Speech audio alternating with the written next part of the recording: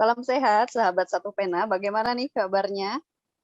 Tapping ini masih dalam nuansa Idul Fitri begitu ya. Kita dalam rangka halal bihalal dengan teman-teman perkumpulan penulis Satu Pena di daerah begitu.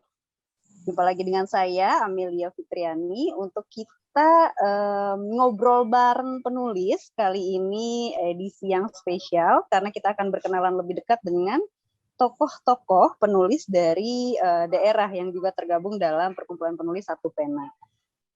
Gimana nih kabarnya nih sahabat Satu Pena? Nuansa setelah Idul Fitri, THR mungkin sudah menipis, tanggal gajian masih jauh rasanya ya. Itu kayaknya saya yang curhat deh. Nah, tapi pada episode kali ini ada seorang tokoh penulis dari daerah yang akan kita ajak berbincang, akan kita berkenalan lebih dekat untuk bisa menggali sudut pandangnya, pengalamannya, profilnya begitu ya, dan serta kontribusinya terutama untuk mengembangkan Satu Pena di daerah-daerah manakah dan siapakah tokohnya. Rasanya saya akan mengundang Abang John seperti biasa untuk memperkenalkan siapa tokoh atau narasumber kita pada episode kali ini. Halo Abang John. Halo Amel, apa kabar? Mana pantunnya Amel? Waduh, ini nih belum sempat buat nih. Oh, hari ini tanpa pantun ya? Hari ini tanpa pantun dulu, kita skip. Boleh dibantu kenalin nih Abang John, pada episode kali ini kita akan ngobrol sama siapa? Sahabat Satu Pena, Amel sudah menyebutkan bahwa tamu kita dari daerah, tetapi sesungguhnya itu hanya domisili. Kapasitasnya adalah ini tamu nasional sebenarnya, cuma berdomisili di daerah ya. Saya membaca sedikit, mengetahui sedikit tentang tamu ini, Muhammad Tobroni ya. Beliau ini orang hebat menurut saya.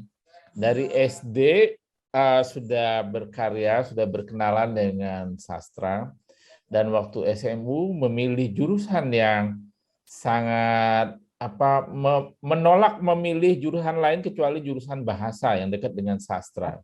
Kemudian melanjutkan kuliahnya sastra juga, S1-nya, S2-nya, dan barusan saya ngobrol sebentar sedang menyelesaikan disertasinya S3 juga tentang kesusastraan atau bahasa ya, yang dekat-dekat dengan itu. Beliau ya namanya sudah disebutkan Muhammad Tobroni. Kita untuk lebih jauh kita tanya-tanya aja pada Mas Tobroni. Saya manggilnya Mas Tobroni kali ya, biar akrab ya. Selamat malam Mas Tobroni, apa kabar? Selamat malam Bang John. Sehat walafiat selalu. Juga Kak Amel, mohon maaf lahir batin. Oh iya, mohon maaf lahir batin. Walaupun kita jarang ketemu, kita tetap mohon maaf lahir batin nih. Belum ada dosa di antara kita kayaknya nih Mas Tobroni. Sedang di manakah nih sekarang Mas Tobroni? Tadi saya dengar saya sedang di Semarang ini Bang John, sedang proses menyelesaikan disertasi. Kebetulan saya juga konsen ke soal literasi. Jadi mencoba menggali potensi literasi di Kalimantan Utara juga, sehingga antara teori yang sudah kita pelajari di S1, di S2, dan juga pengalaman ketika mengajar, ketika bergerak di dunia literasi selama ini juga bareng dengan komunitas Satu Pena juga, dengan puisi esai juga. Nah, kemudian saya mencoba untuk merumuskan satu topik, yaitu keterampilan menulis tapi berdasarkan kearifan lokal ekologi laut tropis di Kalimantan Utara. Oh, disertasinya tentang itu ya? Nah, meningkatkan keterampilan menulis berdasarkan ekologi laut tropis di Kalimantan Utara. Sudah sampai apa ini? Kesimpulan-kah atau tinggal sidang atau bagaimana Mas Tobroni? Sudah sampai revisi Pak John. Oh, berarti sudah dekat ya kalau revisi.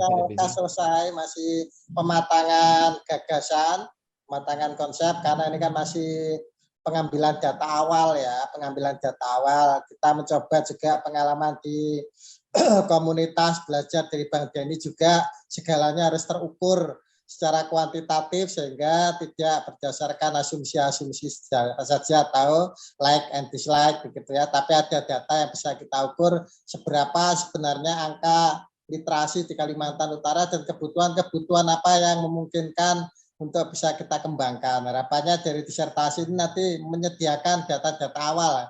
Nah, seperti itu Bang John. Tapi kayaknya jabatan sebagai koordinator Satu Pena di Kalimantan tidak mengganggu nih ya? Tidak. Karena kebetulan kemarin sebagian besar masih kita lakukan secara daring dan juga simpul-simpul sudah kita bangun kan sejak kegiatan menulis puisi esai dari beberapa waktu yang lalu. Dan kebetulan juga kami berjejaring dengan banyak penulis-penulis muda. Jadi di tengah gelombang konfrontatif ya, polemik kebudayaan khususnya puisi esai kemarin Bang John ya. Saya memilih untuk fokus pada kaderisasi penulis-penulis muda seperti itu sehingga energi yang kita miliki itu bisa tersalurkan secara positif seperti itu. Karena untuk konfirmasi, kemudian untuk klarifikasi, untuk perdebatan itu saya kira memang agak susah karena memang Kalimantan ini kan jauh dari sumber informasi ya Bang John ya, jauh dari sumber informasi sehingga saya memilih untuk membiarkan publik di Kalimantan itu mencari dan menemukan sendiri persoalan-persoalan yang mereka perdebatkan. Nah, saya tidak dalam kapasitas mengcounter atau dalam kapasitas meskipun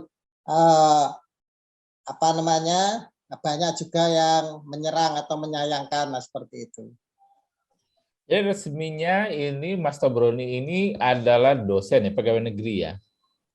Saya dosen di program studi pendidikan bahasa Indonesia Universitas Borneo Tarakan, Bang. Itu di kawasan perbatasan Kalimantan Utara dengan Sabah, Malaysia. Jauh sekali ya? Ya, kalau dilihat dari Jawa, dari pusat Jawa, kemudian berjalan kaki, ya mungkin jauh ya Bang ya. Tapi kalau dilihat dari pesawat atau akses transportasi yang lebih kekinian, ya nggak terasa ya. Bisa diatasi lah seperti itu. Plus semangat itu saja Bang, sehingga melihat tidak, ya kalau kita melihat jauh ya pasti jauh sekali, tapi kalau kita lihat itu adalah bagian dari Indonesia juga ya harus kita jalani ya dengan senang hati ya. Itu adalah yang dekat gitu. Kalimantan itu 4-5 kali Jawa itu Bang. Iya, saya dengar begitu ya. Ini sebelum kita mulai jauh ya, kita ingin memutarkan video ya. Video dari penggalan video. Penggalan video tentang pengalaman pertama dulu menceritakan tentang Tarakan. Silakan Mas Bayu. Ketika saya datang pertama kali di Tarakan, mencari hiburan saja setengah mati. Bayangkan anak Jogja tiap hari baca buku, tiap hari nonton bioskop, tiap hari berangkat ke mall ke Tugu Jogja ke Malioboro, hidup mewah di tengah perkotaan, terdampar di Tarakan, mencari hiburan setengah mati. Akhirnya saya ajak anak-anak untuk pentas menari. Saya ajak anak-anak untuk pentas fashion show di mall. Nah, sekarang mallnya mall tersepi ya, di Tarakan Mall itu kalau dia tutup mall tersepi sedunia. Itu aja, dan Tarakan Mall itu pusat kota Tarakan itu mall tersepi sedunia dan sekarang belum dicari. Kabarnya mau ada diskon tapi nggak tahu kan sebenarnya. Saya kesulitan mencari hiburan dan alhamdulillah sekarang anak-anak sudah biasa baca puisi, main teater. Tahun 2011-2012 saya ingat betul mahasiswa itu bikin lomba puisi. Pesertanya cuma 2, jurinya saya. Ya, juaranya sudah terlanjur ditulis juara 1 sampai 3, harapan 1 sampai 3. Yang ikut cuma 2. Ya. Nah, terus gimana? Saya jadi juri lomba teater siswa yang ikut 1 siswa sama Muhammadiyah, saya ingat betul waktu itu. Dan sekarang alhamdulillah sedikit-sedikit festival seni pelajar itu Romo sudah kompetitif. Kalau saya sekarang misalnya berguru ke Romo Teguh sekolah lagi ya sudah, mungkin sudah nggak masalah. Sudah mulai banyak kader literasi, mulai banyak anak-anak muda sosial dari keliling menginspirasi anak-anak SD pergi ke Laut Kunjungan ke hulu sungai, 3 hari 3 malam tidur di pinggir sungai, mengajari anak-anak SD menyanyikan lagu Indonesia Raya, mengajari anak-anak SD kenal uang rupiah, mengajari anak-anak SD menghormat bendera yang tepat. Anak-anak Indonesia tidak kenal uang rupiah dan lebih bangga dengan uang ringgit. Anak SD itu kalau dikasih 1.000 rupiah marah. Karena apa? Karena uang rupiah tidak bisa menjajan di sana. Kalau dikasih uang rupiah senang, dikasih uang ringgit senang. Itu problem-problem sosial budaya ini tidak ada salurannya. Bayangkan, saya yang biasa menulis dikasih honor, ternyata ketarakan, mau menulis di sebuah media, dimintai bayaran.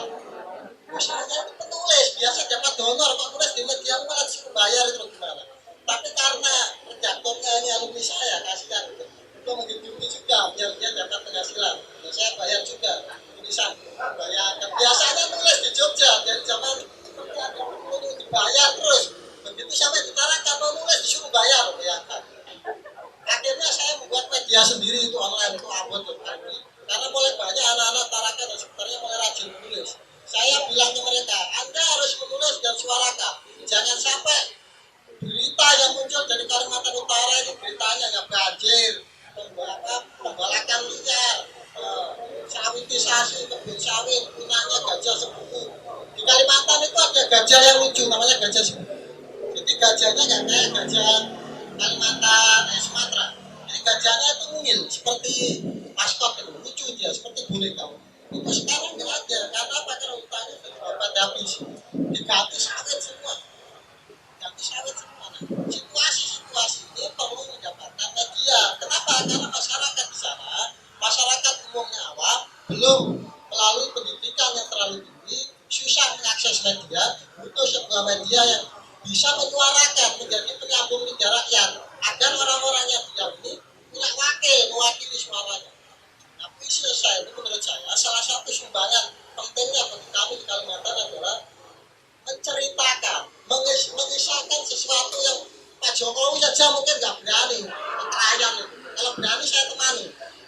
Pak Menteri Pendidikan kalau berani saya temani 3 hari 3 malam ke saya. Luar biasa. Saya nonton itu tadi sebelum ini, saya pengen tahu Mas Tobroni, lalu saya cari-cari video. Yang terbayang oleh saya ini pejuang sebenarnya Mas Tobroni. Bukan hanya sekedar penyair, guru, tapi saya melihat ada sosok pejuang ini dalam diri Mas Tobroni. Sebenarnya saya ingin menggali lebih jauh ya. Sebenarnya apa sih yang Mas Tobroni lakukan di Tarakan itu? Kok sampai ke Tarakan gitu ya? Bisa cerita nggak Mas? Ya, saya sebenarnya ketika S2 sampai S2 itu belum terpikir untuk menjadi seorang dosen, Bang Jo. Tapi ketika saya di S2 itu kebetulan banyak teman-teman dari Balai Bahasa Jogja, dari Balai Bahasa Kalteng, kemudian dari Dinas Pendidikan, kemudian dari dosen muda di sebuah perguruan tinggi juga, kemudian dari guru. Itu memotivasi saya, Bang John, karena menyatakan kenapa kok Pak Tobroni tidak pengen menjadi seorang pendidik khususnya dosen gitu. Padahal punya kemampuan untuk menulis. Saya kebetulan waktu itu sudah senang menulis, Bang John, dan buku-buku saya itu kebetulan kan buku-buku laris itu, Bang John. Jadi sudah sering waktu itu rajin menulis di media cetak juga, bahkan teman-teman itu sama heran, setiap menulis pasti dimuat gitu, sehingga jarang-jarang sampai malu sendiri kadang-kadang, sehingga sampai malu menulis karena kalau mengirim dimuat gitu. Padahal kesalahan orang lain untuk mengirim dimuat susah ya. Selepas lulus S2 saya mengirim lamaran ke 4 perguruan tinggi swasta, itu dimuat semua, Bang John. Diterima semua dan dipanggil.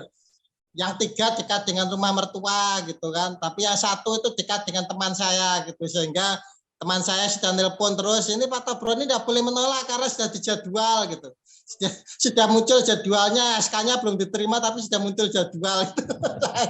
Nah ini juga ya sudah akhirnya saya memilih yang jauh di Pacitan sana, di kotanya Pak SBY, di sana di perbatasan Jawa Timur dan di Jawa Tengah. Saya melaju dengan Jogja pertimbangannya karena dekat dengan Jogja juga dan masih bisa istilahnya bermain ke penerbit, bertemu dengan budayawan, artinya sebenarnya saya belum siap betul untuk meninggalkan Jogja, Bang John, karena masa remaja saya sampai selesai S2 sampai berkeluarga, beranak 1, dan saya menikah kemudian masih tetap di Jogja dan punya anak di Jogja itu sampai balita gitu, sehingga kenyamanan di Jogja itu kan orang bilang Jogja itu pusat rindu begitu ya Bang John.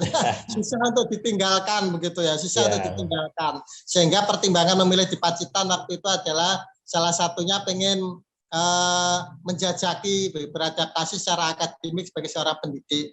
Dan itu ternyata memang lumayan berat gitu Bang John. Lumayan berat karena saya biasa hidup sebagai seorang freelance, menulis, kemudian aktif di NGO, ya, kemudian terlibat dalam penelitian lepas di pernah mendapat fellowship saya Bang John di Ford Foundation lewat Realino Canisius. Lewat Realino itu saya pernah mendapatkan fellowship juga di situ, sehingga 1 tahun menjadi dosen di STIKIP PGRI Pacitan, ya, itu betul-betul menempa saya Bang John. Menempa saya dalam sebuah sistem yang teratur. Tapi saya belajar banyak karena waktu itu kebetulan Pak Rektor itu mantan pengawas dinas pendidikan, orangnya sangat rapi begitu ya Bang John ya. Saya yang biasa pakai kaos kemudian terlibat secara birokratis begitu, tertib, jamnya, pakaiannya, bahkan pakai batik masih ditegur Bang John. Padahal bagi kami pakai batik itu kan sudah sangat formal bagi saya begitu ya. Iya, bagi negara itu sudah resmi. Kan? Pakai seragam bilangnya Bang John. Kemudian oleh Pak Wakil Rektor itu dipanggil, langsung dipanggilkan tukang jahit. Dan saya ditempatkan tidak di ruang dosen tapi di ruang beliau, di ruang Wakil Rektor itu untuk diberikan tugas mempelajari borang-borang sambil mempelajari kekurangan kampus itu apa. Di situ aspek-aspek yang harus dibenahi apa dan seterusnya. Dari situ saya belajar banyak, tetapi rupanya 1 tahun itu bosan juga gitu Bang John ya, nggak bisa bertahan. Saya kemudian pamit untuk berangkat S3. Waktu itu sudah mencoba mencari informasi dan juga kontak calon promotor di Jogja begitu. Tetapi ketika ke kampus di UNY itu oleh dosen saya itu diarahkan ke Tarakan. Kamu masih muda, nggak usah S3 dulu gitu. Mengabdi dulu mencari pengalaman gitu. Kemudian karena waktu itu kebetulan ada lowongan di Universitas Bunda Tarakan lewat kampus Bang John. Nah, sehingga saya mengirimkan lamaran. Nah, ya saya kaget itu karena saya masih dosen di Pacitan, belum seminggu saya ditelepon Bang John. Disuruh berangkat ke Tarakan. Nah, itu saya juga shock juga gitu. Nah, kemudian saya Google, saya searching di googling itu, wah rupanya kok ngeri juga nih ya Kaltara. Waktu itu belum Kaltara Bang John, masih Kota Tarakan, masih bagian dari Kaltim. Nah, saya ketik di situ Universitas Bunda Tarakan dan seterusnya, rupanya masih sangat menantang. Mungkin saya berpikir saya bisa mendapatkan banyak ide di sana.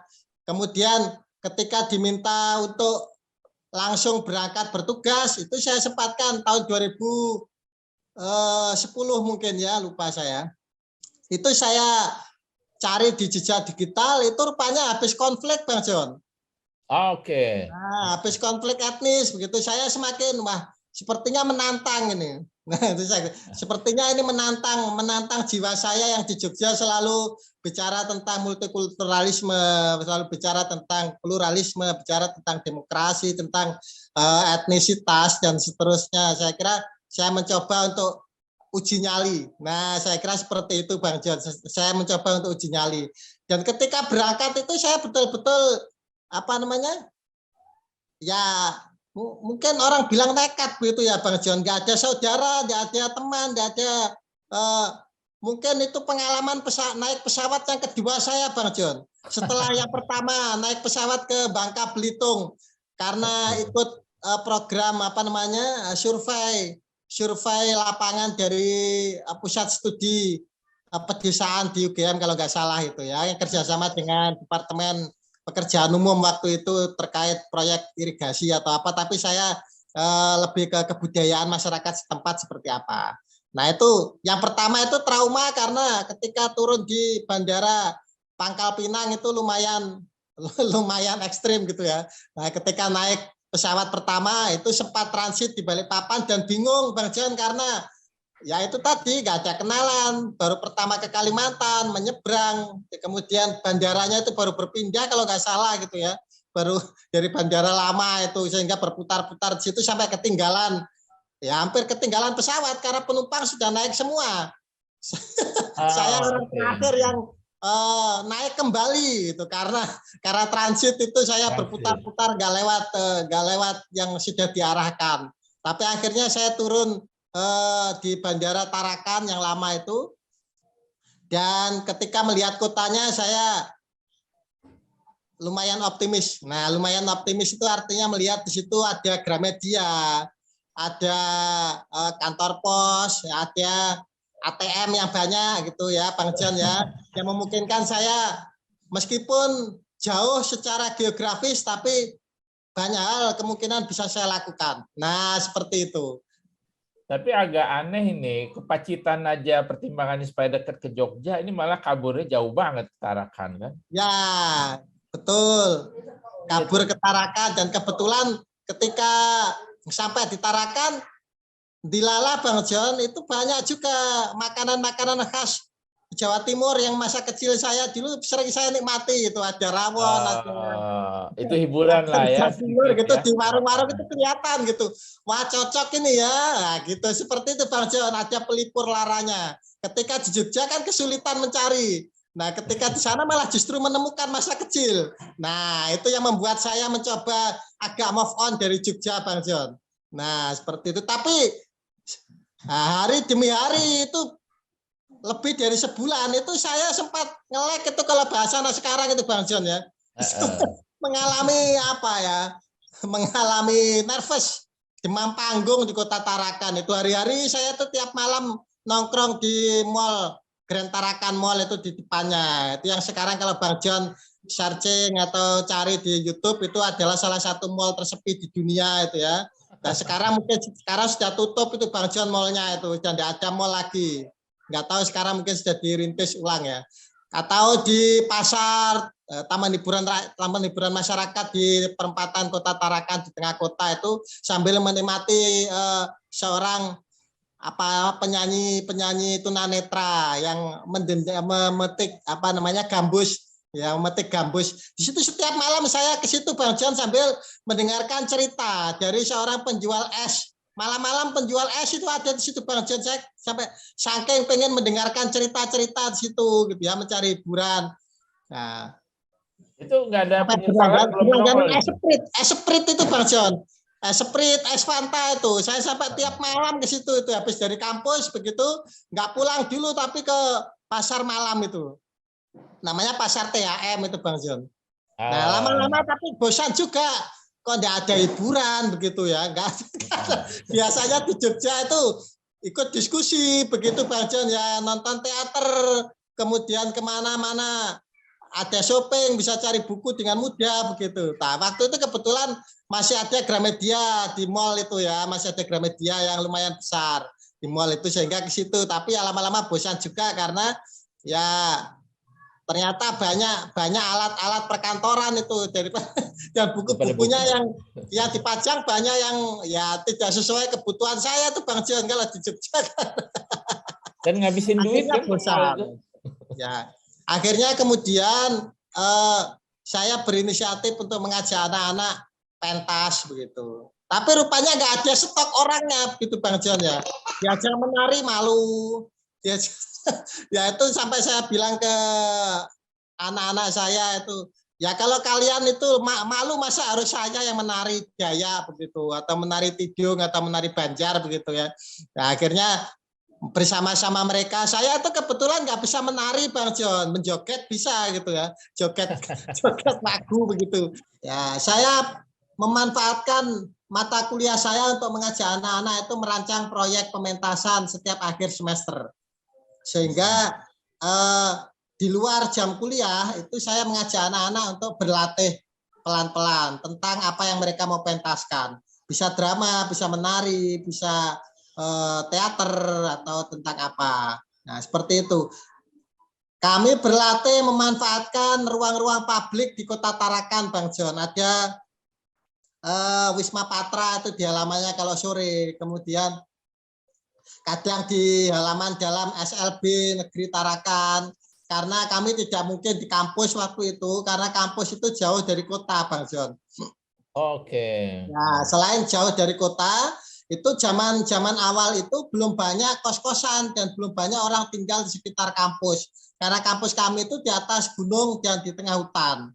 Ya, di atas laut, tepi laut persis, dia di atas gunung itu masih dikelilingi hutan. Hutan rimbun, banyak ularnya itu, Bang John. Dulu awal-awal ular selengan-lengan itu masih banyak. Mungkin 2-3 tahunnya lalu kadang satpam kami juga sering menemukan ular kesasar ke kampus dan seterusnya. Tapi itu tidak ada masalah. Yang paling kami takuti sebenarnya kalau malam itu yang selalu diwanti-wanti adalah potensi kesurupan, Bang John, sebenarnya. Karena ya kita kurang tahu aspek apanya, tapi mungkin faktor mistisisme yang masih kuat begitu ya. Atau karena Tarakan itu dulu Pearl Harbor begitu, sehingga masih ada apa ya, masih ada hal-hal yang ya kita juga belum tahu sampai sekarang. Itu kadang ospek itu masih ada yang kesurupan, kadang malam keakraban masih ada yang kesurupan, itu seperti itu Bang John. Bisa jadi kelelahan atau karena faktor apa, tapi itu kita antisipasi sehingga latihan di kota. Nah, alhamdulillah latihan di kota ini tidak pernah ada yang kesurupan, Bang John. Tidak pernah kesurupan. Padahal ketika mengajar kuliah di kampus itu pernah lebih dari 10 mahasiswa saya itu kesurupan. Agak aneh. Kalau kesurupan itu apa yang Mas Sabroni lakukan? Ketika kesurupan. Apa yang Mas Sabroni lakukan terhadap orang-orang kesurupan? Dibantu teman-temannya yang lain. Ya, dibantu dengan teman-temannya yang lain ya, biasa menangani itu, ada yang memijit, ada yang megangi, ada yang berdoa sesuai keyakinan masing-masing, seperti apa itu kalau dulu di TV itu ya, seperti uka-uka atau apa. Semampu-mampu kami, karena kami ini kan bukan pawang juga. Bukan pawang juga itu Bang John. Dan ketika kami datang pertama itu Bang John, mungkin berapa ya, mungkin 6-7 bulan gitu, ada tawuran mahasiswa gitu. Nah itu juga saya juga sempat, ayo Pak Top ikut melerai. Tapi saya melihat dari gedung atas itu Pak Rektor dan Pak Kapolres saja kena tendang anak-anak yang tidak sadar gitu atau di luar kendali. Nah kemudian saya beralibi gitu, karena belum terbiasa menangani kekerasan seperti itu. Saya kesini niatnya bukan untuk mengurusi tawuran, karena sudah ada Pak Kapolres dan kawan-kawan, ngapain saya terlibat begitu. Padahal karena saya belum terlatih mengurusi hal begituan. Kalau dulu demo di Jogja gitu ya mungkin masih sering lah melihat-lihat yang seperti itu. Tapi kalau tawuran ini kan pada bawa balok, pada angkat kursi saling melempar, ada yang bawa badik segala. Nah ini kan nah, tapi alhamdulillah ketika itu akhirnya bisa ya sedikit-sedikit kita, kalau saya secara pribadi tidak menyalahkan, karena memang kultur atau budaya akademik dan budaya kreatif kan memang belum begitu kuat ya, sehingga belum ada ruang-ruang anak-anak atau berekspresi dan beraktualisasi. Dan seperti itu Bang John. Tapi lama-lama usaha kami untuk sedikit-sedikit memberikan ruang kreatif anak-anak itu ada hasilnya. Yang tadinya nggak berani tampil, saya paksa mereka untuk pentas di halaman mall. Di mall yang itu nyewa Bang John. Bayangkan, kita pakai di mall, ya saya niatkan biar rame waktu itu, biar mallnya rame, banyak pengunjungnya, sewa Pak ini Pak. Kalau pakai band sekian, kalau nggak pakai band itu sekian. Ya sudah, apa namanya pakai band sekalian sekian juta, itu bukan ratusan ribu seperti di Jawa. Seperti itu Bang John, itu jutaan. Nah, Duitnya dari mana, Mas? kebetulan waktu itu saya minta bantuan ke jurusan untuk ditalangi. Nah, seperti itu. Nah, terlaksana di situ dan mereka mulai terlatih untuk tampil di publik. Nah, ketika itulah mulai anak-anak mulai muncul percaya diri. Kalau ada saya juga mencoba mentradisikan kalau ada upacara-upacara di kampus seperti wisuda, itu ada pementasan seni yang sebelumnya sekedar sambutan ya seperti itu. Kemudian ada pementasan tarinya, kemudian ada pembacaan puisinya dan seterusnya. Nah, jadi lebih menarik ya caranya ya. Ya. Tapi gini, menarik, Master Brony, situasi yang Anda hadapi kan tidak seperti yang diharapkan ya. Untuk ada kultur budaya lah di sana ya, dunianya yang keras, mahasiswanya yang begitu, itu tidak membuat tekad itu berkurang. Balik aja lagi ke Jogja gitu, nggak ada pikiran begitu. Apalagi apakah istri dan anak-anak betah di sana dengan situasi seperti itu? Ya, istri yang pertama tidak betah karena apa-apa tiba-tiba mahal, Bang John. Istri itu mengalami shock culture di situ. Jadi apa-apa tiba-tiba mahal, lombok mahal gitu ya. Beli kacang panjang 3 unting sekian ribu, beli biasanya di Jawa itu metik sendiri di kebun atau ke pasar sebelah itu dapatnya 1 ikat banyak begitu. Sekarang kalau di sana 1 ikat isinya 3 kacang saja gitu, atau lombok sudah dibungkusi pakai plastik, itu harganya jauh mahal atau sekali masak gitu. Nah, itu saya kira shock itu saja Bang John. Untuk yang lain-lain anak istri support saja karena tidak ada masalah, sudah biasa hidup prihatin di Jogja. Ya, sudah lumayan secara ekonomi, itu lumayan ditarakan meskipun tantangan sosial sangat kuat ya, itu sangat kuat, luar biasa. Tarakan itu multi etnis itu Bang John ya. Jadi selain pribumi dengan belasan subdaya, itu masih ada banyak lagi etnis suku bangsa itu seperti Jawa, Bugis, Buni, Bugis Makassar, kemudian Buton, kemudian Muna, kemudian Toraja, Flores Timur, Sunda, banyak sekali karena banyak yang dari tenaga kerja Indonesia ya, migran yang ke Malaysia itu Bang John, mereka yang habis masa tinggalnya di Malaysia dulu itu pernah ketika habis dipulangkan atau dideportasi ke Nunukan, itu tidak pulang ke kampung halaman tapi tinggal di Nunukan atau tinggal di Tarakan. Nah, mereka inilah anak-anak inilah yang kemudian kuliah di kampus kami. Nah, seperti itu. Jadi tapi ada enaknya juga Bang John di sana karena banyak etnis, itu makanannya juga banyak. Dan wajah-wajahnya itu juga variatif, seger-seger begitu karena banyak blasteran. Ada Flores Jaya, ada Toraja Bugis, ada Jawa Tidung misalnya, Banjar dengan Sunda misalnya. Nah, jadi konstruksi wajahnya itu tidak umum gitu, tidak biasa saya lihat di Jogja. Nah, itu yang selalu saya banggakan ketika ketemu guru-guru saya di Jogja. Nah, saya bangga karena punya murid yang variatif. Nah, jadi kalau ngajar itu tidak bosen gitu. Ya, kotanya juga banyak pilihan. Bosan makanan Jawa, bisa makanan Makassar. Bosan gitu, bisa ke makanan alami juga banyak. Nah, seperti itu Bang John. Jadi itu yang membuat kami kuat. Nah, membuat kami kuat, punya alasan-alasan yang membuat kami betah di sana, selain juga soal tantangan sumber daya manusia. Nah, ini ya Bang John ya. Kadang-kadang kami juga mau meninggalkan di sana itu kadang kepikiran apakah sudah cukup siap gitu anak-anak di sana, meskipun sekarang dari kami datang pertama itu sudah lumayan, sudah beranak pinak ini Bang John ya. Murid-murid kami ini kan sudah banyak juga jadi guru, sudah punya anak yang mungkin sekarang sudah SD ya, seperti itu ya. Nah, sehingga harapan kami ya tentu saja kalau saya pribadi pengen melihat perkembangan terakhir mereka seperti apa. Nah, sekarang makanya saya lebih banyak lebih banyak mengamati perkembangan. Kalau dulu melatih kesenian mahasiswa itu turun tangan Bang John sampai tengah malam jam 1, jam 2 waktu tarakan itu baru pulang saya. Latihan. Bayangkan seorang dosen itu mengajar di luar kampus, menemani mereka kuliah sampai tengah malam itu hanya ada di tarakan itu ya. Mungkin di kampus lain nggak ada seperti itu Bang John ya. Nah, yang lain adalah pengalaman-pengalaman unik yang membuat saya betah di sana. Pengalaman naik ke Tinting, pengalaman naik longboat berhari-hari ke hulu, pengalaman ikut helikopter bersama TNI, bercerita tahu kehidupan prajurit-prajurit perbatasan, ya naik nomad. Nah, itu seperti itu pesawat Susi 4 penumpang. Nah, itu dengan segala cerita-ceritanya itu yang membuat saya kuat terus bertumbuh semakin kuat di sana Bang John. Ini jiwa petualangannya muncul ini kayaknya. Nah, Di sana. itu kalau nggak punya semangat lebih itu susah di sana Bang John, meskipun gaji besar pengeluaran juga besar soalnya.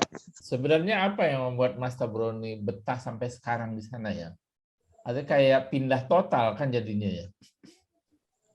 Ada banyak yang pindah total, kebetulan ini kasus-kasus kami di pedalaman ketika rekrutmen guru, khususnya PNS Bang John. Banyak di Kabupaten Malino, di Kabupaten Nunukan. Jadi ketika mereka mendaftar CPNS itu yang diketik di Google itu Nunukan misalnya ya keluar ya kemajuan karena kota Nunukan itu berbatasan dengan Sabah sudah lumayan maju. Nah, mereka tidak tahu bahwa wilayah Nunukan itu luas sekali. Banyak kecamatan-kecamatan di pedalaman itu yang masuk wilayah Kabupaten Nunukan itu terisolir. Ada perjalanannya hampir 1 hari, bahkan ada berhari-hari seperti di hulu sungai Sembakung itu ya, di mana namanya perbatasan dengan Sarawak gitu. Itu juga jauh, belum lagi yang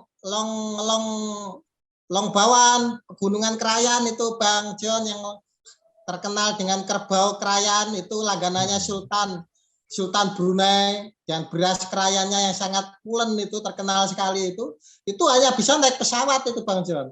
Karena tidak ada jalur darat dan sekarang pemerintah alhamdulillah mencoba mengusahakan untuk membuka jalur dari Pegunungan Krayan itu ke Kabupaten Malino meskipun ya kita doakan semoga lekas selesai karena ini yang disebut babat alas di sana ini kan babat alas betulan Bang John. Bukan babat alas ala kita di Jawa ini kan babat alas sosial kultural ya. Kalau di sana itu babat alas fisik gitu yang memang membongkar gunung, menimbun jurang dan seterusnya. Itu memang ya banyak yang harus dikerjakan pemerintah sehingga saya berpikiran apa yang saya kerjakan ini ya hitung-hitung turut membantu pemerintah dan juga masyarakat di sana untuk bersama-sama berjuang. Jadi bukan menjadi individu yang berjasa tetapi bersama-sama belajar terhadap situasi yang ada, merumuskan apa yang bisa kita lakukan untuk sedikit-sedikit mencicil mencicil itu apa ya? Ya menyelesaikan sedikit demi sedikit ya Bang John ya masalah yang ada di sana. Itu kalau dipikir-pikir itu nggak ada habisnya masalah di sana itu Bang John. Pemerintah Kalimantan Utara itu baru berdiri ya sekitar 2013 baru diresmikan ya undang-undang kalau nggak 2014 lupa saya. Itu sampai sekarang masih mencoba untuk membangun komplek komplek Benur. Sekarang masih di Kabupaten Bulungan bersama-sama. Kemudian pemerintah Kabupaten Tanah Tidung itu sampai sekarang juga belum punya komplek bupati, tanahnya masih sewa juga. Nah, seperti ini tidak mungkin semua masalah pemerintah daerah itu kita bebankan semua. Jadi kalau bicara Kalimantan Utara ini memang agak susah kalau kita bandingkan dengan Banjarmasin, Balikpapan dengan Samarinda atau Pontianak ya Bang John ya, karena memang ya satu-satunya kota yang mungkin agak lumayan itu adalah kota Tarakan itu ya sudah lumayan maju, itu pun masih problem di soal listrik, di soal air, di soal jaringan internet dan seterusnya. Nah seperti itu ya Bang John ya, meskipun ada begitu tetapi ya dibandingkan dengan Surabaya, dibandingkan jangankan dengan Jakarta ya, dengan Kendal mungkin masih lumayan Kendal lah, meskipun untuk syuting rekaman seperti ini John begitu ya Bang John ya. Tapi ini masih lumayan lah, sesekali saja begitu. Kalau dulu awal-awal di sana Bang John, waduh, luar biasa sampai di kampus itu ya. Waktunya pendaftaran online, mengirim proposal online, mengurus online apa itu, waduh. dulu rumah kami itu kami sediakan untuk pendaftaran mahasiswa baru, Bang John. Jadi anak-anak dari pedalaman, anak-anak Gaya, anak-anak Tidung, anak-anak Banjar itu yang dari pedalaman, mereka mendaftar beasiswa, mereka mendaftar kuliah, itu saya tampung, saya transitkan di rumah. Untuk apa? Karena ada jaringan internetnya lumayan bagus gitu. Nah, mereka mendaftar dari situ karena dari kampung halamannya tidak memungkinkan. Nah, ini kadang-kadang dulu kalau kami telepon nomor induk sekolah itu kadang-kadang kepala sekolahnya lupa juga itu, waduh lupa Pak. Akhirnya saya lacak ke Dinas Pendidikan Kabupaten. Kebetulan saya waktu itu punya kontak ke beliau-beliau karena mengurusi magang guru itu. Saya dulu kebetulan magang guru itu sehingga punya kontak ke Dinas Pendidikan di Kabupaten. Seperti itu Bang John. Itu kadang-kadang memang kalau dipikir-pikir itu bisa stres di sana itu Bang John, kalau orang nggak punya multi motivasi. Nah, tidak punya motivasi yang berlapis itu bisa putus asa Bang John di sana itu. Ada sebuah tempat saya mengajar itu gajinya 10 juta sekali berangkat Bang John. Itu namanya Bilong Punjungan.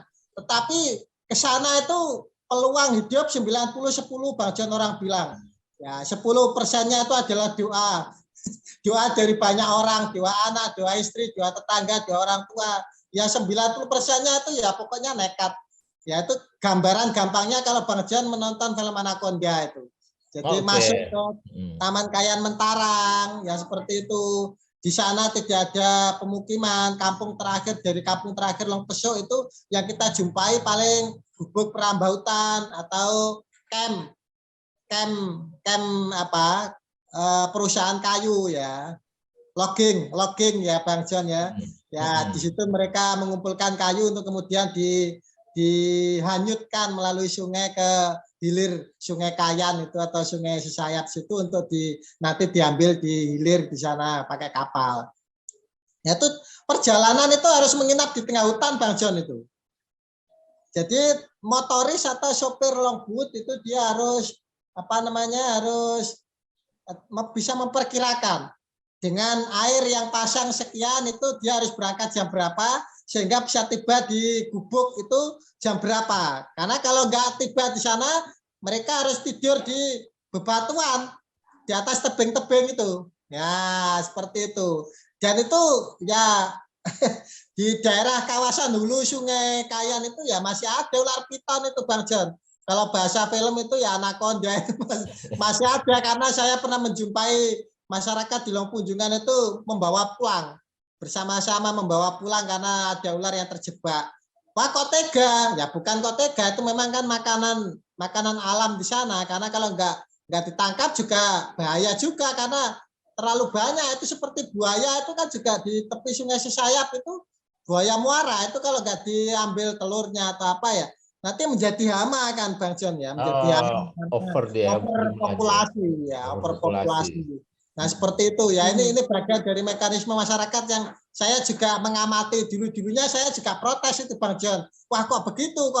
Nah tapi rupanya mereka juga punya mekanisme lokal ya. Ya seperti itu. Amel seru sudah mendengar ini ceritanya kan seru sekali. Berminat nggak Mel? Utarakan Mel. Waduh, kayaknya saya mentalnya belum setebal Mas Tobroni nih, atau setebal istrinya juga deh kayaknya. Kalau ditarakan aman itu Kak, punya kafe aman juga. Ya. Ya, saya lebih tertarik ini sih Mas Tobroni karena kan Mas Tobroni ikut menghidupkan kembali atau membangkitkan geliat sastra atau geliat seni di Tarakan, dan juga saya lihat di YouTube juga ada channelnya di mana Mas Tobroni ini istilahnya tadarus ya kalau nggak salah, tadarus puisi, tadarus cerpen begitu ya. Ini memang sebuah kesenangannya Mas Tobroni kah untuk karena sejak SMA bergeliat di dunia sastra, dunia bahasa begitu ya, sampai ingin berkontribusi dengan konsepnya menurut saya unik nih, tadarus tapi cerpen, tadarus tapi puisi begitu. Boleh diceritakan kali Mas Tobroni bagaimana konsepnya atau tujuannya tadarus itu? Ya, terima kasih Kak Amel. Jadi sebenarnya yang terjadi ini kan saya melakukan banyak hal itu berangkat dari kesulitan-kesulitan dan kerumitan-kerumitan di lapangan itu Kak Amel ya. Jadi mula-mula yang terjadi itu sebenarnya kan karena sulitnya mencari media di sana. Mencari media untuk aktualisasi anak-anak saya. Kebetulan awalnya anak-anak mulai banyak yang pengen berkreasi, pengen menulis, pengen pentas, pengen baca puisi. Tapi saya bingung karena tidak ada media. Sementara jauh sekali begitu ya, jauh sekali dari akses informasi dan pengelola media. Ada media cetak itu jaringan Jawa Pos ya, Radar itu, kemudian ada beberapa yang lokal itu ya Kak Amel. Tetapi saya juga mencoba memahami kesulitan mereka karena mencari sponsor untuk media itu kan tidak semudah di kota besar, sehingga mereka harus ya bekerja sama dengan Pemda, bekerja sama dengan penulis, sehingga penulis itu untuk menulis itu harus berlangganan, harus istilahnya advertising ya. Ketika tulisannya dimuat itu disikapi sebagai advertising. Nah, sehingga ketika ada kemudian seperti media sosial, itu saya mencoba. Bahkan bukan hanya untuk melalui tadarus puisi, tadarus cerpen, tetapi juga memanfaatkan media sosial itu untuk penugasan-penugasan Kak Amel. Jauh sebelum Kemendikbud melakukan pembelajaran jarak jauh melalui program digital sekarang. Saya sudah memanfaatkan Facebook, YouTube untuk publikasi tugas anak-anak.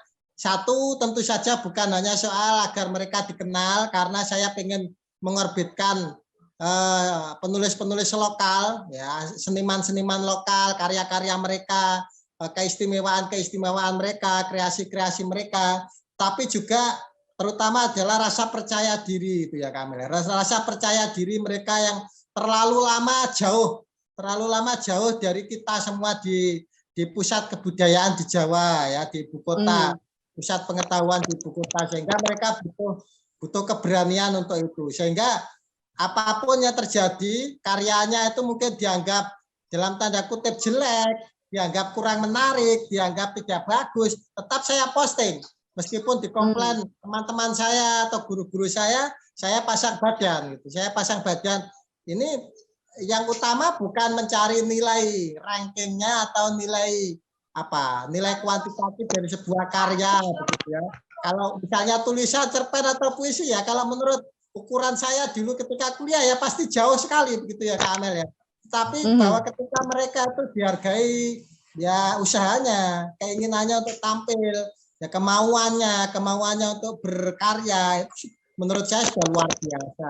Nah itu media digital itu bagi saya waktu itu salah satu yang efektif gitu, yang mudah, cepat dan ya gampang untuk diakses baik oleh anak-anak saya di lokal maupun ya, di luar. Saya pengen menunjukkan kepada masyarakat begitu bahwa Kalimantan itu banyak juga potensi yang bisa digarap baik penulisnya. Alhamdulillah Kaltara itu beberapa tahun kemarin banyak yang ikut Majelis Sastra Asia Tenggara.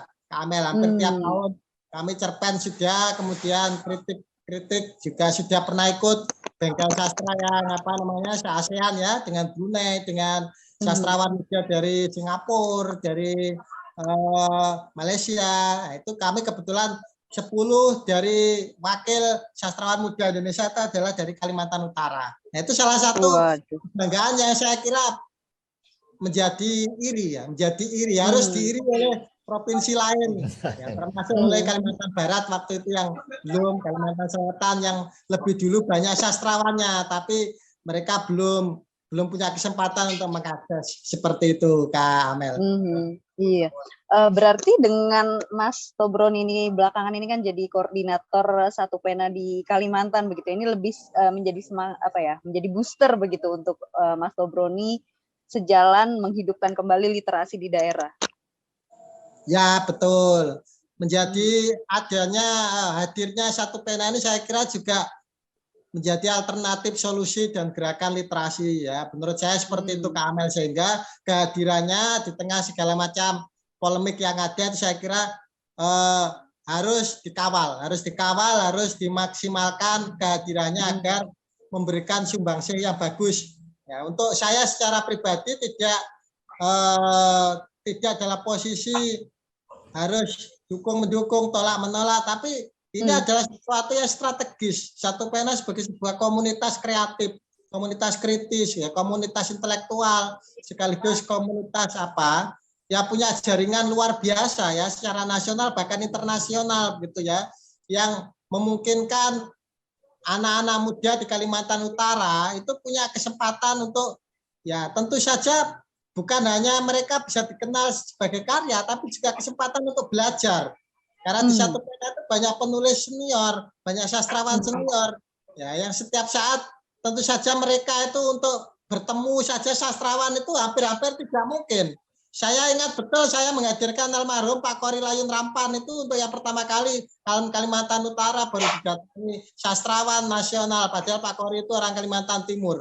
Dan dia memberikan pesan bahwa ya untuk bersabar dalam bersabar dan tekun dalam membimbing dan mendampingi anak-anak muda di Kalimantan. Saya selalu ingat wasiat beliau, saya anggap itu sebagai wasiat Kak Amel, karena beliau 2 kali datang ke Tarakan, satu untuk mengisi seminar dan satu untuk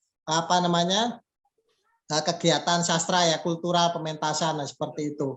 Yang berikutnya teman-teman saya itu selalu menyempatkan kalau tugas, misalnya mereka penelitian seperti dari Balai Bahasa, itu selalu menghubungi saya. Dan itu selalu saya manfaatkan untuk berdiskusi dan dipertemukan dengan anak-anak muda di sana, sehingga mereka terus mendapatkan informasi. Dulu belum ada Zoom ya Kak Amel ya.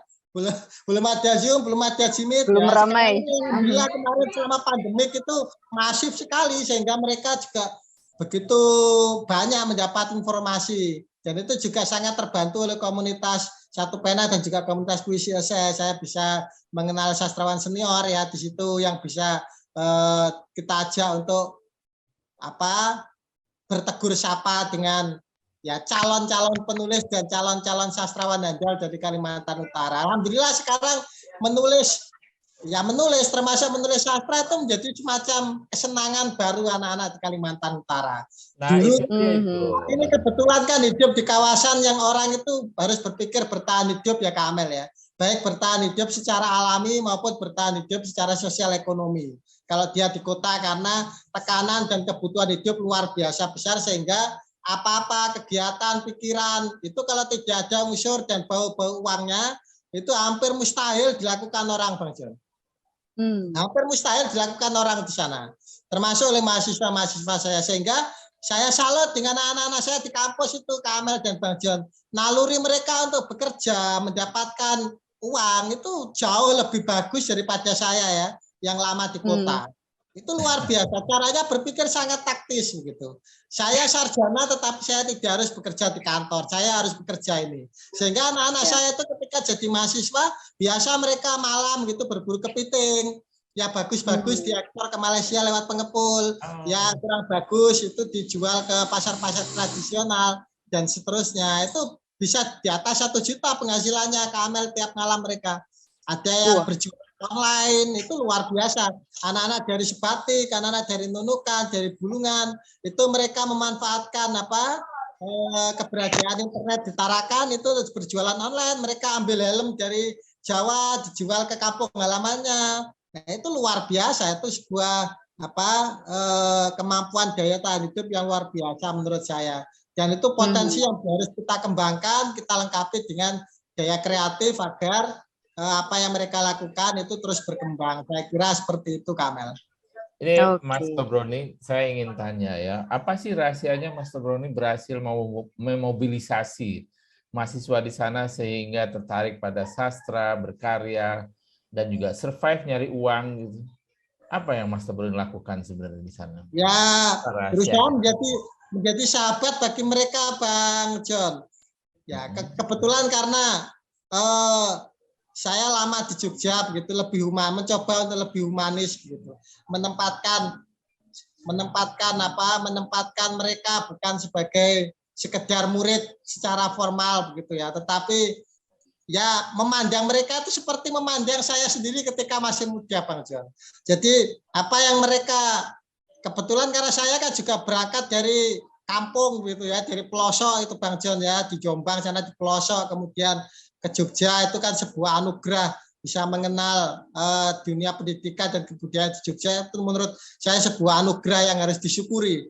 Dan salah satu syukur saya ini adalah ya menularkan semangat kreativitas itu kepada adik-adik saya, kepada murid-murid saya, kepada anak-anak saya yang ya mereka harus diberi sentuhan. Bahkan banyak yang sudah mau drop out itu saya motivasi.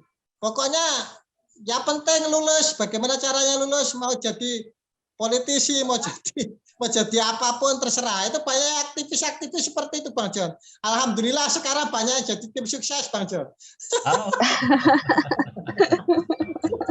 Ya, menarik banget nih. Ya, sampai sekarang mereka akrab dengan saya karena ya seperti itu. Meskipun saya ingat betul banyak juga anak-anak saya itu yang ketika mau lulus ujian skripsi itu ditanya 3 kali nggak bisa ke Amel, sampai saya bilang coba kamu buat pertanyaan sendiri dan kamu jawab sendiri. Nanti saya akan mulai pertanyaanmu seperti apa dan jawabannya seperti apa. Sampai seperti itu, saking menurunkan gradasi idealisme akademik yang selalu saya jaga ketika di Jogja. Tetapi ketika di sana ya memang harus ada pendekatan dan strategi baru, karena kalau tidak repot juga, karena mereka ini adalah harapan, bukan hanya harapan dirinya sendiri sebagai mahasiswa dan sarjana, tapi juga harapan masyarakatnya, Kamel. Karena banyak dari mereka ini kan orang-orang pertama yang kuliah, jauh-jauh ke Tarakan itu kuliah. Jangan sampai mereka tidak lulus gitu. Sehingga saya sering ya menangis dalam hati sambil minta ampun kepada Tuhan kalau nanti ya dimintai pertanggungjawaban, kok kualitas mahasiswanya seperti ini, tapi diluluskan, nanti saya akan protes, gantilah seperti itu. Tapi menarik sekali bagaimana cara Mas Tobroni begitu ya untuk menghidupkan bukan hanya semangat mahasiswa, tapi juga semangat literasi juga kebudayaan di sana begitu. Saya tadi menggarisbawahi sih lebih ke Mas Tobroni di awal tadi mengatakan bahwa lebih baik menghabiskan energinya untuk kaderisasi ketimbang untuk mengurus kontroversi pada saat itu, tadi konteksnya adalah puisi esai itu sendiri. Saya mau menampilkan ini, ada penggalan artikel yang rasanya juga berkaitan dengan hal itu. Boleh dibantu Mas Bayu? Ya, rasanya baru-baru ini nih, tips menjadi penulis yang mendatangkan cuan menurut perkumpulan Satu Pena Kaltim. Ada Mas Tobroni itu di situ wajahnya. Di dalamnya juga ada Mas Tobroni berbicara di kesempatan itu begitu. Terima kasih Mas Bayu. Sekarang bolehkah Mas Tobroni berbagi gimana menghidupkan geliat literasi terutama di Kalimantan sebagai konteksnya sebagai koordinator Satu Pena di Kalimantan begitu ya. Nah, sekarang berhubungan dengan nilai ekonomi. Kalau tadi kan Mas Tobroni mengatakan bahwa teman-teman di sana kreatif secara ekonomi, tapi itu kan di luar dunia kepenulisan. Nah, kalau ini di dunia kepenulisan, gimana cara Mas Tobroni untuk menghidupkan gairah ekonominya itu? Ya, baik, Kamel. Saya kebetulan orang yang hidup dari muda itu banyak bergantung kepada honor menulis, Kamel. Jadi, ya, sejak SMP itu saya rajin menulis di majalah Kuntum, menulis di yang kecil-kecil di majalah Pelajar, kemudian di di rubrik Pelajar Harian Bernas, saya kebetulan redaktur di sana. Kemudian ketika kuliah juga meresensi, kadang-kadang harus meminjam nama teman karena sudah sering di situ, tapi resensinya saya bikin, sehingga untuk mendapatkan buku gratis itu ke penerbit-penerbit yang dikelola oleh kenalan-kenalan, itu saya meresensi gitu. Ya, saya meresensi agar dapat buku gratis. Sehingga ikut lomba juga, ikut penelitian juga, itu hampir semuanya adalah kegiatan menulis gitu. Nah, sampai saya lulus S2 itu saya masih sangat bergantung dengan kegiatan menulis, Kamel. Sehingga ketika saya membawa itu ke Kalimantan Utara, itu rasa-rasanya menjadikan menulis sebagai sumber ekonomi itu hampir-hampir mustahil. Hampir-hampir mustahil kalau kita itu tidak punya akses keluar. Nah, kebetulan saya kan hanya tinggal di Kaltara, tetapi saya kan punya informasi-informasi media di luar Kaltara, informasi penerbit di luar Kaltara, sehingga ketika itu saya masih kontak dengan editor-editor penerbit di Jogja, meskipun sekarang banyak yang sudah tidak ada lagi penerbitnya begitu ya. Saya menulis sebagai ghostwriter, menjadi editor juga, dan seterusnya. menjadi kontributor juga naskah di sana, sehingga masih bisa menghasilkan penghasilan. Nah, hari-hari ini tentu saja kan pandangan itu agak berbeda karena media cetak semakin berkurang ya, nilai ekonomisnya bagi penulis ya Kak Amel ya. Sudah banyak yang tidak memberikan honor, sudah banyak yang tidak memberikan ruang untuk pemuatan karya sastra, sudah ya semakin rumit, begitu semakin rumit hubungan antara penulis, honor dan media cetak ya Bang John ya, semakin rumit, sehingga menurut saya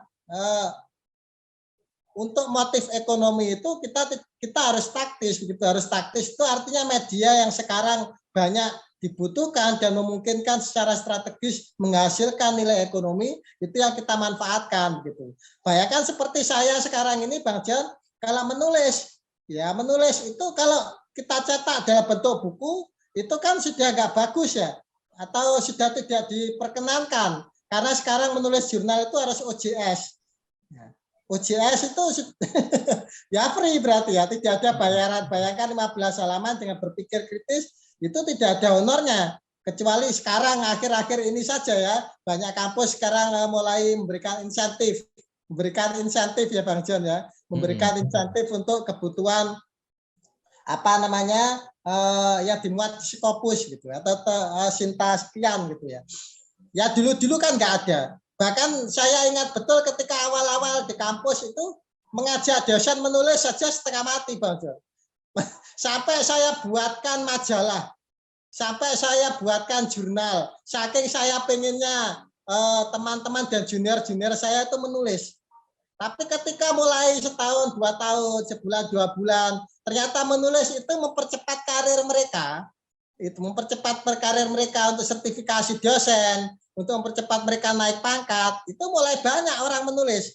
Dan ketika sudah tumbuh budaya menulis artikel jurnal itu dan penelitian, ya saya wariskan ke adik-adik saya di kampus. Ini yang sekarang belum, ini kan yang di luar. Nah yang di luar sekarang juga mulai. Saya juga mencoba untuk memberikan contoh begitu bahwa menulis itu juga bisa menambah penghasilan. Nah, seperti itu. Sehingga ada beberapa sekarang yang menulis melalui aplikasi. Ada di KBM, ada di Noveltune, ada di menerbitkan sendiri kemudian dipasarkan secara digital di Google Play. Kemudian ya banyak saya kira Bang John. Meskipun secara kualitas mungkin ya tidak bisa lah dibandingkan dengan Bang John, dengan Kak Amel ya, dengan penulis-penulis senior yang sudah ada. Tapi saya yakin ke depan seiring dengan berkembangnya budaya menulis ini, kita tinggal menikmati hiburan masa tua ya Bang John ya, sebagai senang, kepuasan batin yang saya kira sangat mahal harganya ya, sangat mahal harganya melihat dan menyaksikan junior-junior kita, adik-adik kita, anak-anak kita, murid-murid kita itu bisa tumbuh berkembang di bidang masing-masing, khususnya di literasi, kemudian di di sastra dan seterusnya. Saya kalau ada mahasiswa saya yang pulang kampung karena lulus kuliah Bang John, sering saya tanya, di rumahnya mau mendirikan rumah baca enggak? Kalau mereka pengen mendirikan rumah baca, saya kasih modal buku. 1 dus, 2 dus sebagai modal awal. Kemudian mereka kita ajari untuk mencari donasi buku. Yang penting di rumahnya ada buku dulu Bang John. Jadi selain buku yang saya buat sendiri di kampus, ya banyak buku-buku saya dulu itu ya Bang John ya. Untuk kuliah mereka itu. Kadang ada yang harus dibeli mereka, karena kalau dipinjam kemudian nggak kembali. Akhirnya yang lain nggak kebagian Bang John itu ya, sehingga harus diganti daripada fotokopi, berganti biaya cetaknya saja. Kemudian hasil dari pembelian itu bisa digunakan untuk mencetak lagi, bisa digunakan untuk bahan yang lain. Nah seperti itu, atau untuk belanja buku yang bisa diberikan kepada yang lain. Saya ketika mengajar ke pedalaman, ke guru-guru SD di kecamatan-kecamatan itu juga seperti itu Bang John. Termasuk honor dari menulis puisi esai, menjadi narasumber, itu juga sering saya gunakan untuk belanja buku second di online, belanja buku ke penerbit-penerbit yang retur-retur itu Bang John.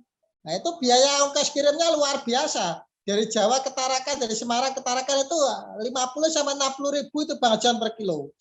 Nah itu belum lagi nanti dari Tarakan itu masih harus saya kirim pakai speedboat ke lokasi-lokasi di mana simpul-simpul literasi anak-anak saya itu berada.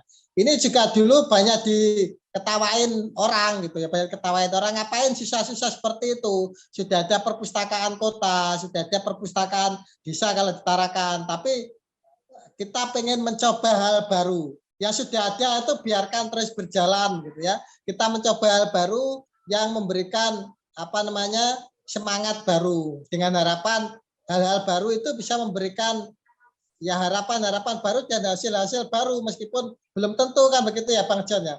Nanti kalau ada ide lagi kita buat lagi, nah seperti itu. Dan alhamdulillah sekarang sudah ada lebih dari 100 rumah baca yang ya, kebetulan bersambung dengan saya gitu. Kadang dibantu oleh Kang Maman itu ya, seniman Kang Maman ya. Itu kadang mengirim buku ke sana atau dari penerbit di Jawa itu mengirim ke sana penulis-penulis kenalan saya itu juga seperti itu. Nah, sampai seperti itu harapannya yang penting di rumah mereka itu ada buku dulu. Sehingga mungkin sekarang itu di pedalaman banyak guru-guru di rumahnya itu bukunya selain buku pelajaran ya buku yang dapat dari saya itu Bang Jamal. Nah, ini luar biasa ini Mas Tobroni ya. Sudah menghibahkan waktu, perhatian, dan sekarang uang. Itu harapannya memberikan kesempatan mereka mengenal buku. Mengenal buku itu adalah sebuah pintu untuk mengenal literasi. Meskipun masalah dibaca atau enggak itu kan soal lain. Yang penting nanti anak cucu mereka tahu bahwa di rumah mereka, bapak mereka punya buku. Nah, seperti sudah dikenal itu. Dulu lah bukunya ya. Di rumah saya sebetulnya di ruang tamu juga buku itu saya pajang seperti ini. Ini kalau di rumah Jawa ini buku itu saya biarkan kadang teronggo sehingga anak-anak itu kalau datang ke rumah mereka tahu rumah itu harus seperti apa. Ya, kalau rumah yang enak itu seperti apa, yang humanis, rumah yang kultural, rumah yang ya punya nuansa literasi, ya bukunya harus ada. Apalagi sering saya ajak kalian lulus kuliah pulang bawa apa kecuali foto. Ya foto di belakang rak buku. Bukunya nggak ada, tapi fotonya ada gitu. Di belakangnya ada perpustakaannya, tapi hanya foto. Di rumahmu tidak ada bukunya. Nah, seperti itu. Nah, alhamdulillah sekarang budaya membaca, budaya membeli buku, budaya menulis buku itu sudah semakin tumbuh meskipun sekarang hadir masalah baru, masalah ISBN ini ya Kak Amel ya. Masalah ISBN. Tapi itu kan di luar kendali kita. Mudah-mudahan itu tidak mengganggu semangat mereka untuk terus menulis. Sekarang guru-guru di Kaltara itu punya komunitas namanya komunitas guru menulis Kalimantan Utara. Itu juga rajin memproduksi. Kemudian ada forum taman bacaan masyarakat juga. Kemudian ada kelompok-kelompok teater itu juga kadang melakukan pementasan lintas kota dan seterusnya. Dulu Kak Amel, mahasiswa anak-anak muda itu kalau ada acara keluar Tarakan ya ke Jawa, ke Banjarmasin ya itu kan masih satu pulau, itu bahkan dikasih uang saku, dibiayai tiketnya, itu enggak mau Kak Amel. Waduh. Enggak mau mereka. Saya dulu sampai bingung, kenapa ya kalau di kampus saya dulu orang itu berlomba-lomba rebutan ya. Mahasiswa itu berlomba-lomba. Mereka harus bersaing satu sama lain. Di kampus saya ini loh ditugaskan, ya dibiayai, disupport, dimotivasi, tapi nggak mau gitu. Bayangkan. Kenapa? Apalah? Ya karena mungkin masih komunal begitu ya, Bang John. Ya mereka ini kebanyakan kan hidup di pedalaman ya, sehingga kesempatan untuk kuliah dan tinggal di Tarakan ini adalah kebanyakan untuk yang pertama kalinya tinggal di luar kampungnya. Jadi kuliah itu adalah kesempatan pertama untuk keluar bersekolah, melakukan pendidikan formal dan sekaligus pengalaman hidup. Pengalaman hidup yang pertama dan mungkin satu-satunya bagi banyak orang ketika pergi keluar dari kampungnya. Karena perjalanan dari kampung ke Tarakan ini kan ya luar biasa itu Bang John ya. Longboat itu kalau banyak rombongannya sekali berangkat 700 Bang John. Jadi kalau dia sendirian, nggak ada temannya, nggak ada rombongannya atau longboat itu tidak jadwal belanja, kebutuhan pokok masyarakat adat di sana, itu harus sewa. Itu bisa ya jutaan itu mengalahkan harga pesawat sekarang. Jadi kalau sekarang itu tiket pesawat di Tarakan itu 9 juta ya. Ya gimana ya, memang yang penting ada begitu. Ini kalau mendengar cerita Mas Tabroni ini kayaknya udah lupa sama Jogja sama Jombang ini. Udah betah di sana kayaknya. Ya logatnya kan masih kelihatan Jawa Timurnya, meskipun tekanannya lebih halus karena lama di Jogja. Tapi sekarang kembali ngegas karena ya ini di Tarakan ini kan ngegas itu logatnya. Ini nggak terasa nih waktu kita mendengarkannya. ngobrol. Udah 1 jam lebih kita ngobrol, padahal waktu pertanyaannya masih banyak ini. Ayo Amel, udah lebih Menarik waktu banget kita, menarik banget mendengar cerita dari Mas Tobroni, kisahnya, terutama pengalamannya dan juga semangatnya, terutama untuk membangun Satu Pena dan juga semangat literasi di Kalimantan begitu ya. Mungkin pertanyaan terakhir ya Bang John sebelum kita tutup. Saya mendengar beberapa di mana di video ya bahwa menulis itu bagi Mas Tobroni itu adalah sumber kebahagiaan. Bisa dijelaskan lebih detail nggak, Mas? Sampai sekarang belum saya cabut pernyataan itu, Bang John. Oh belum ya? Bagaimana Bahkan penjelasannya saya itu? sampaikan kepada anak-anak generasi muda sekarang di Tarakan, terjun di bidang apapun itu yang utama adalah mencari kegembiraan dan mencari kebahagiaan. Berliterasi itu mencari kebahagiaan. Kita jadikan sebagai jalan untuk beribadah kepada Tuhan. Ya, kalau kita mencari uang semata-mata, mencari ekonomi semata-mata dari bidang yang kita tekuni, ya kalau di Jakarta itu masih masuk akal, di Semarang masih masuk akal. Kalau di Tarakan itu, kalau niat kita hanya mencari uang, itu bisa rugi besar, Bang John.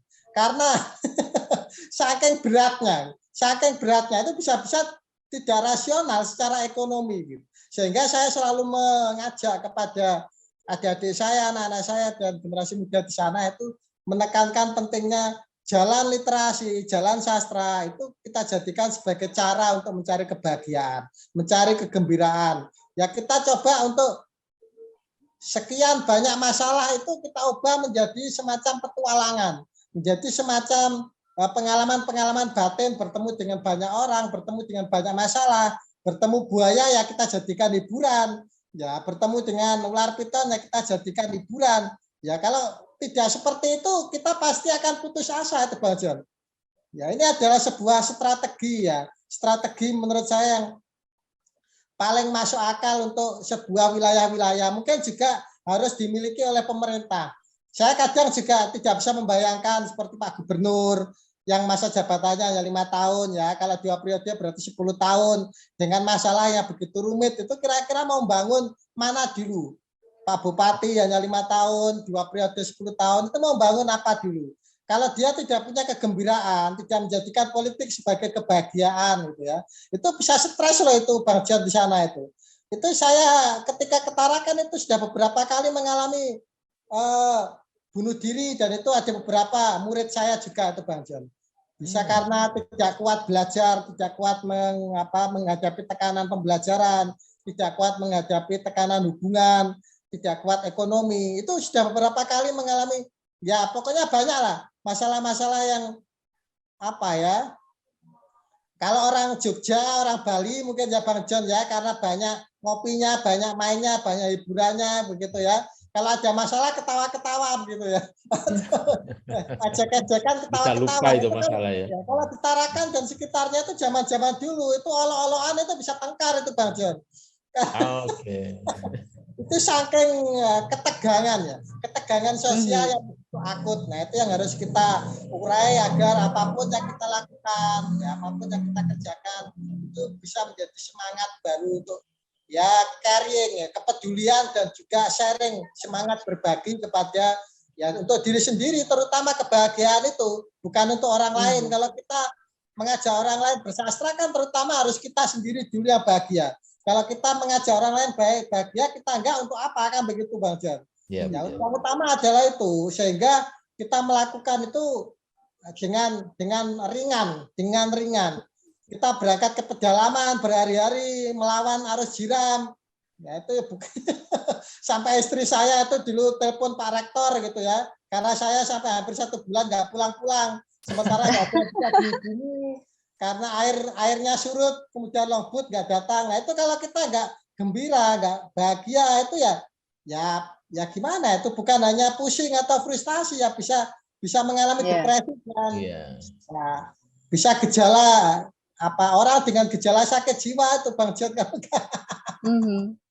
Luar biasa sekali. Masalah di sana itu Bang John dulu. Nah sekarang alhamdulillah lah, Pak Jokowi sudah berkali-kali ke Kaltara, ya Pak Menteri juga sudah berkali-kali ke Kaltara, Panglima TNI, Pak Kapolri juga sudah ke beberapa titik, juga sudah disinggahi, dijenguk.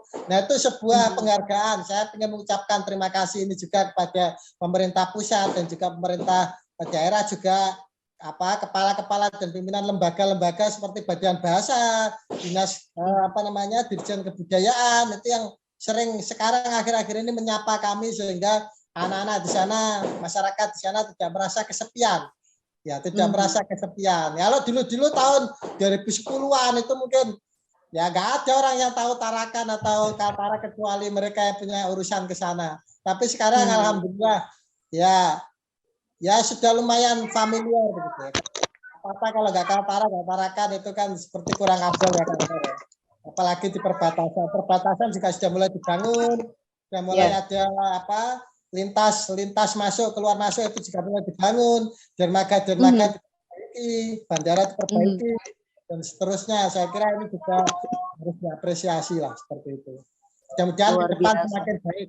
Harapan saya memang ya tidak bisa generasi pertama ini ya seperti yang sudah 50 tahun ke atas, mungkin menunggu generasi kedua dan ketiga. Harapannya semakin baik, SDM semakin bagus, sarana prasarana fisik semakin bagus, sehingga orang datang ke sana juga semakin menarik. Nah, seperti itu. Bukan karena dalam tanda kutip keprimitifan sehingga mereka ingin melihat hal-hal unik dari masyarakat yang tertinggal, tetapi dari kreativitas, modifikasi, inovasi kebudayaan yang terus dilakukan. Saya kira itu.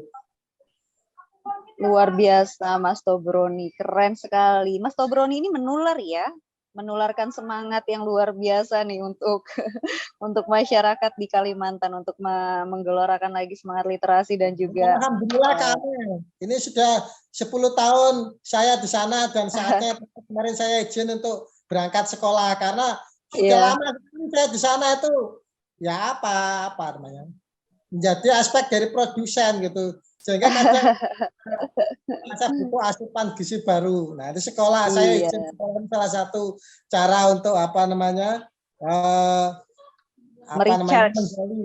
mencari hal baru yang nanti kelak bisa ditularkan di sana kembali.